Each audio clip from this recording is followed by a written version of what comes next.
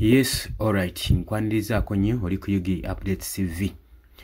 Chief of Defence Force Muhoozi Kainerugaba era nga Special Advisor eri Mwami Yoweri Kaguta Museveni agenze maaso n'okutoa order wabeewo okukwatibwa kw'aba officers ba military officers baba detaining mbulaga ku orders ze olw'ensonga ki olw'ensonga ezitannategeerekeka nenga kigambibwa okusinziira ku source ezigenze maaso n'okufulumya information zigamba wezitigwe mukwano gwange ali eyampuliriza.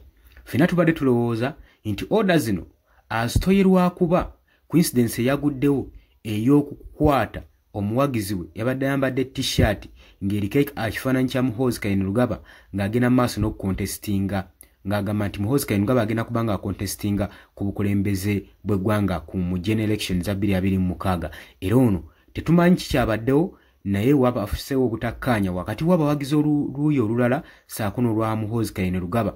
Era omwami ono yakubiddwa bubi nnyo n'atwalibwa mu ddwaliro nga biwala ttaka. Kakati abangi babadde basinzidde ku incident eno okulowooza nti Muhoozi Kainerugaba y'ensonga lwaki agenze maaso n'okutowa order babeereko ba military officers be bakwata mu mbuya. Ngenda kubanga ndukuwa nengo oli ku Yugi Updates TV ko sinziro bango tuwuliriza watannatweyungako nkutegeeza nti kirira wansi waliwo ekigambo subscribe kikoneko ojja kubanga osobola bulungi nnyo otwegattako. Abali mu diaspora mbalamusizaako nnyo mwebale kwekuumira ku mayengo gano aga Yugi Updates TV.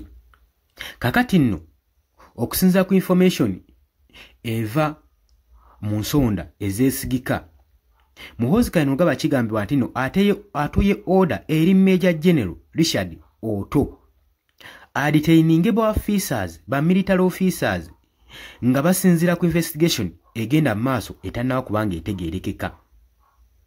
Era Muhoozi Kainerugaba Chief of Defence Force ya orderlinze ba military officers abawerako ba senior officers babeere nga bakwatibwa. Banono badde ba senior officers mu Defence Intelligence Headquarters mu Mbuya babeere nga bakwatibwa nga kigambibwa nti nno bano beenyigidde mu kikolwa ekyokumenya empisa ez'amagye saako n'okudiiringa mu deals ez'enjawulo. Ensonga ezimu eziyinza okuba nga zaabakwasizza zivuddeko order eno okubanga etoowebwa.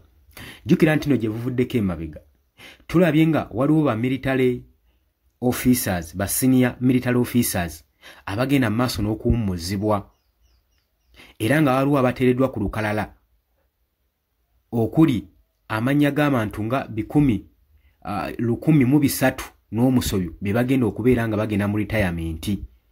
Kaakati kigambibwa nti ba senior officers bano baba natera otuuka mu retirement zaabwe balina omuze ogw'okubanga balabanga ena advantage nti chance zibaweddeko ne bagenda maaso n'okudiiringa mu operations obw'enjawulo mu ddiiro obw'enjawulo obuyinza okubanga bubagaggawaza mu kaseera akatono basobole okugenda mu retirement zaabwe nga balinamu akawogo mu nsawo.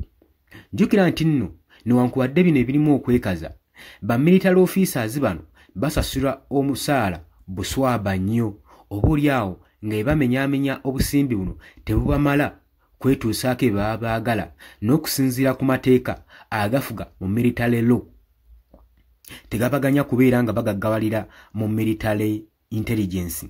Njukira nti nno twalabako speak okuva ewa General Peter Ereru ng'agamba nti nno mwenna ba senior officers abayingira mu magye nammwe abatannagayingiramu mukimanye nti mba muzze mu magye muba muzze mu kuweereza so temusuubira nti nno muba muzze ku mulimu gye mugesuubira okufunayo omusaala. Kikulaga nti nno omusaala gwabwe gwe bafuna gubayambako buyambi kwekkusa kulya wabula tekubatuusaako baba beetaaga. Kakati kino kitonzeewo emize omuze mu bano ba military officers abagenda mu retirement okubanga bagenda mu maaso n'okwenyigira mu ddiiro obumenya amateeka mu ggwanga Uganda ate ng'obumu bubeeramu amaanyi ag'ekyuma nga mulimu n'emigemera wala kati ekintu ekitadde eggwanga ku bunkenke. era kigambibwa bano okutwa odo kwatibwa kusinzidde ku incidences ezibaawo era nga nabano kigambibwa nti baadde beenyigidde mu ddiiru ezigenda maaso n'okumenya amateeka n'okusiga ekifaananyi ekibi eri military agencies.